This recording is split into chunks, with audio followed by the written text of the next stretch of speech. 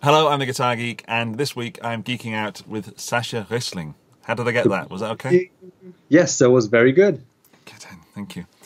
Sascha and I met at TGU, the Thomann Gearhead University, it was last week, but it feels about 3 weeks ago, 3 years ago. I think we met on the Wednesday when I set up my booth, and you were in the warehouse, and that's where we met. Yeah, and we constantly passed each other, hello, and just flybys, but we got in contact via Facebook and social media, and we've just done a video for Sascha's project, and now we're doing a video here. So, false good morning to you. False hello, nice to see you.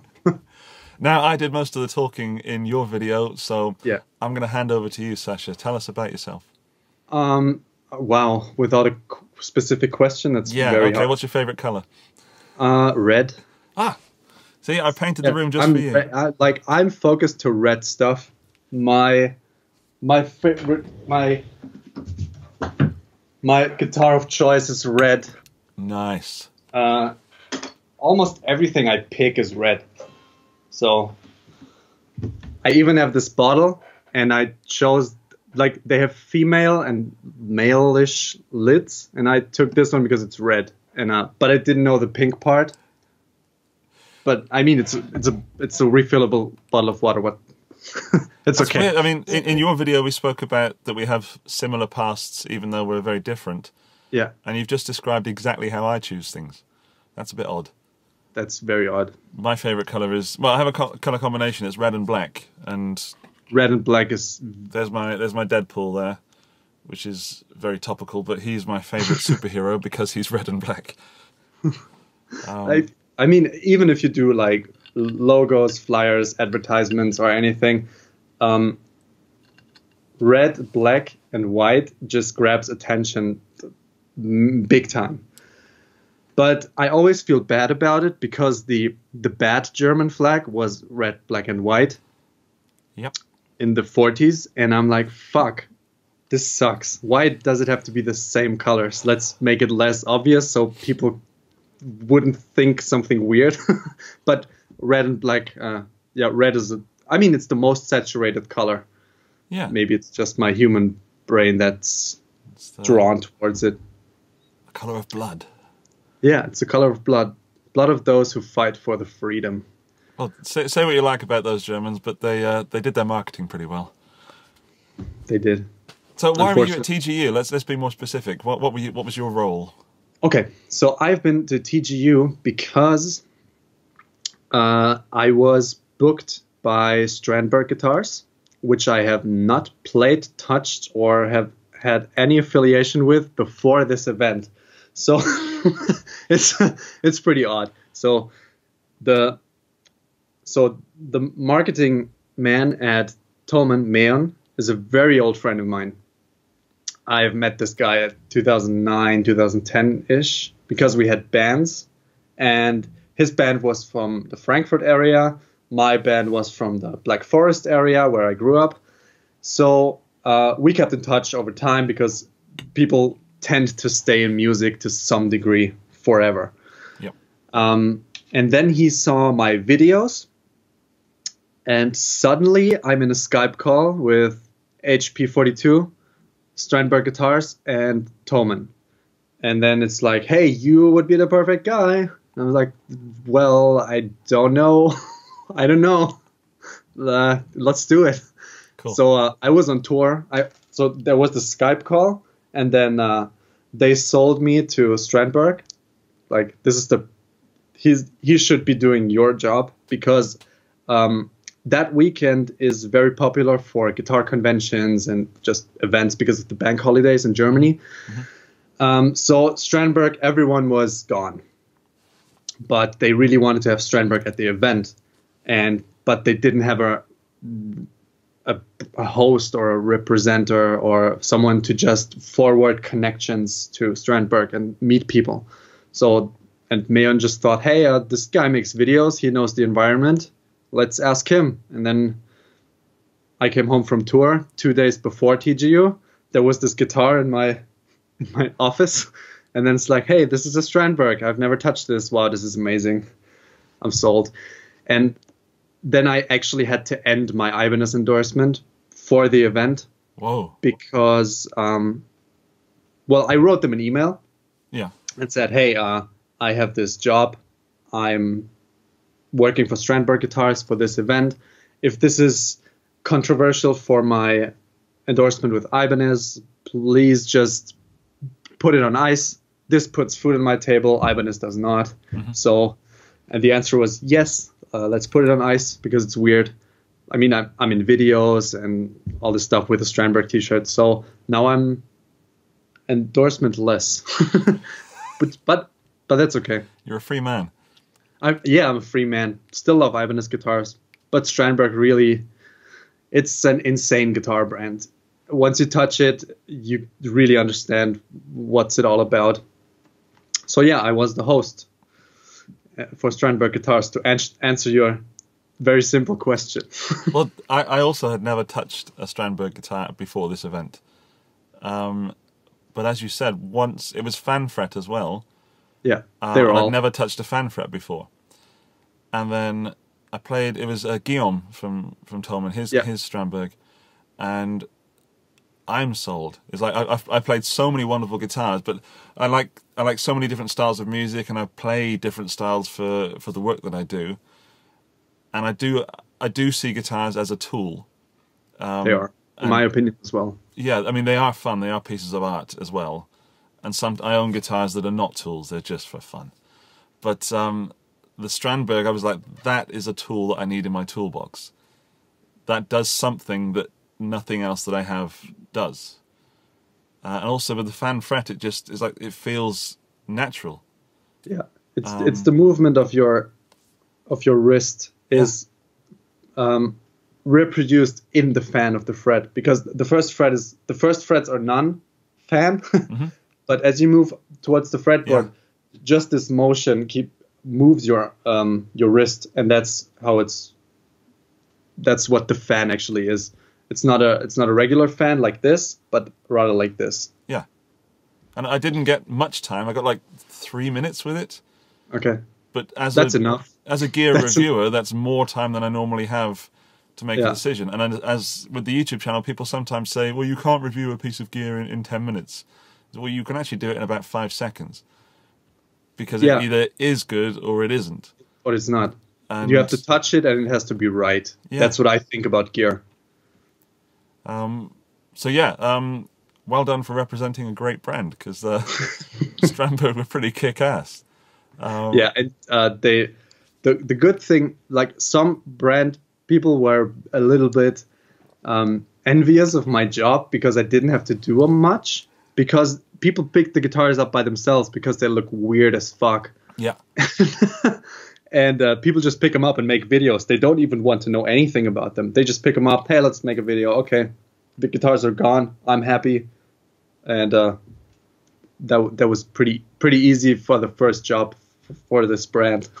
They're obviously kind of imagined to be metal guitars, with the fan frets and the shape. Yeah.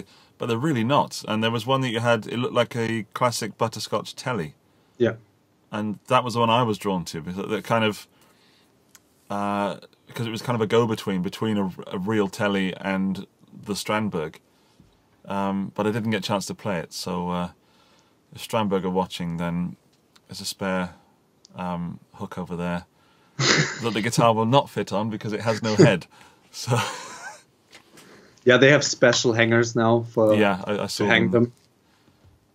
And special stands, because if you put it in a regular stand, it's going to hit the floor. Yeah. But it works. It's ergonomically great. Yeah. It just is the design is a bit out there, but I'm very happy to have played one. So thankfully you were there, even though you didn't give me the Strandberg because it was Guillaume's personal guitar. It was in my head. I thought I have to get one of these in my hands. And I felt very rude for just flying by you all the time, but it's very nice to have you here on the channel. And it's a pleasure. Yeah. So, how were Strandberg after TGE? Are they happy with what's happened?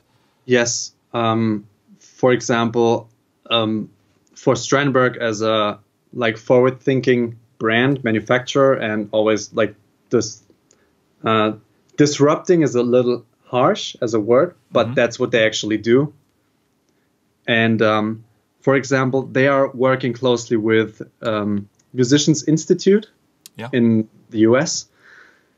And at TGU, there was the Berkeley Gear Club.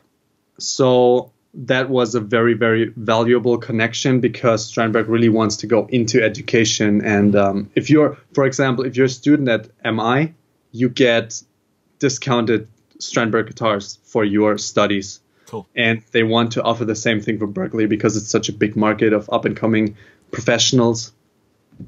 And I mean, most of those studying there are going to be professional musicians in bigger bands and like craft. The musician workers are coming from that schools, and I think that did you that know was that Henning studied at Berkeley? I didn't know. I did not know He's that. a Berkeley alumni, as is J. Leonard J. He told me that. And J. Leonard J. They're proof that Berkeley's doing something right. And Melissa and Reed, that were representing Berkeley, were absolutely phenomenal. They are insane. Not only great musicians, but just really good people. Yeah. And it was everyone was really good there. It was insane. It was weird. Like, everyone was really nice. It was a pool of niceness. Yeah, I talked about 2 hours to the Orange, the Cliff, the founder of Orange Amps, and he said, "This is the nicest thing ever. Why is this?" And so I have an assumption why everyone is so nice and humble, and you make an appointment with someone, it actually works, because everyone there, all the creators that were invited, everyone's running a business. Mm-hmm. Everyone's responsible, and everyone's very humble, because it's so hard to actually get this going. Because if you just start out with a YouTube channel, you're just a drop in the water. Then you have to start, well, what can I do differently? So people are super humble and super nice, because everyone's worked their asses off, and there were only like 30 creators, and just the fact to be there, there's no chance you're going to be bitter or a weird artist dude, and you won't be running around with sunglasses inside, which is a very artisty thing. And I tried. I tried, but I got lost. Yeah, and I think that's why everyone was so nice, because everyone works, and working together is such a good bonding tool. Yeah. So even though if you're not doing a video together, you're still in the same work environment. That's why I think those co-working spaces are working out pretty good, because everyone's in a working mood and everyone wants to achieve something. So it was so nice. It's unbelievable. I'm still mind blown by how nice this was. You said to me off camera, you said that you were a bit fluffy. Yeah, I went the days afterwards. I'm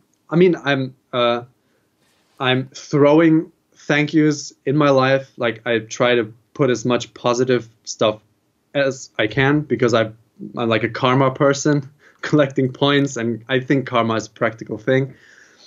And after that, I was like super communicative at home, and usually when I have food with my wife, I'm not talking, because I'm thinking about my office, like what can I do, and I'm such in my brain at home. And I wasn't for this week. So that was nice, but I didn't get anything done. Yeah. Nothing. I came home to my family, and I genuinely, they opened the door and I hadn't seen them for a week, and being 1 year old and 3 years old, they change every day.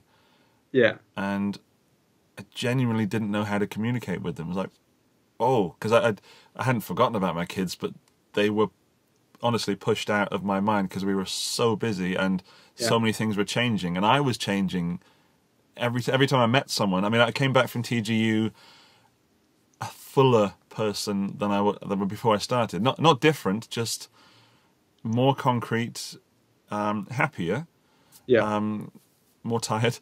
But I am a different person, but I'm more myself. And sorry, my phone is ringing. very unprofessional. And the kids came there. I thought, I don't know how to process this emotion that I haven't seen you for so long, and now I get to see you. Hi. Yeah. Hello. And obviously, you don't know how they are. In the first 2 days, my daughter wouldn't talk to me on Skype because I'd upset her by leaving. But I think, as you said, this fluffy energy, this karma thing, it flows out when you share something that positive. You don't half it, you double it, and then every time you meet someone, it's doubled again, and before you know it, you're glowing with positivity. Absolutely. And it's Very weird positive. because, as you said, people are running a business. But just to take Cliff as an example, who I was lucky enough to sit down with, even he's been through the same thing that we're going through. So interesting. Everyone watching this, there are a couple of interviews on camera with Cliff. He told me he hates interviews, but I think it's going to be great because he's got some stuff to share. Like, that's a brilliant man and very nice. Like, if you start a company, be like Cliff a little bit more. There is an interview coming on this very channel in a few days, and he's Highly the quietest recommend man in rock and roll. He was just so quiet and so genuinely nice. Awesome. It's so amazing. But it's he's not the only one. It's easy to pick Cliff because he was so cool. And he was there. And he was there. And he was super old. Yeah, he kept disappearing. We had like a chat booked, and then he would just disappear. And yeah, he wouldn't know the time if his son wouldn't pick him up. He just sat there in the lobby drinking something and just watching people. Yeah. And why I actually started talking to him, there was a lobby with like couches, and there was 6 men. So I was one of them, and Cliff was one of them. And everyone was looking at their phones, and Cliff was not. So I thought, I have to talk to this guy because he knows no phones longer than phones. So I just have to ask him something. And then I waited for someone to leave the place next to him, and I went there and just asked him. And then we talked about 2 hours over 2 days. Wow. Because he had, very, very. That will never leave my mind. Yeah. Like, what's it like to run an amplifier company in China? And what's it like to have a company in America? And he still does management. Like, still does artist management on the side for big artists. I forgot the names, but I think if you never stop working stuff you're passionate about, you will always be happy. I think that's what I think. And I'm just 27. I don't know anything. Well, I'm 36 and I'm still clueless. So, yeah, we're still babies. I think. Yeah. Well, I would argue that Cliff, even at his age, is still wondering what life is all about. That's what I asked him. Do you still, like, inside, do you still feel like you're 25 and you just started Orange? And he said, that's what it is. Your body just starts hurting, but inside everything is the same. And that's what I ask all the old people I meet. Are you still the same person inside? And everyone says yes. Because I feel like 27 and 16 because it's the same person. Yeah. I just know how to schedule stuff, be on time, stuff like that. And I stopped smoking. That's good. Congratulations. I lost my way for a few years, mainly when I was working for the company I mentioned in your video, because I thought I had to have a real job. I thought I had to do the adult thing, you know? Yeah. And I've never been so miserable and so unlike myself. And there's videos and photos from back then where I think, who is that person that looks like me? I have the same. And if I compare myself to when I was 16 and passionate about music and passionate about life, and myself now, or in the past year, or since having kids, that's me. You know, that's I found myself again. People talk about finding yourself.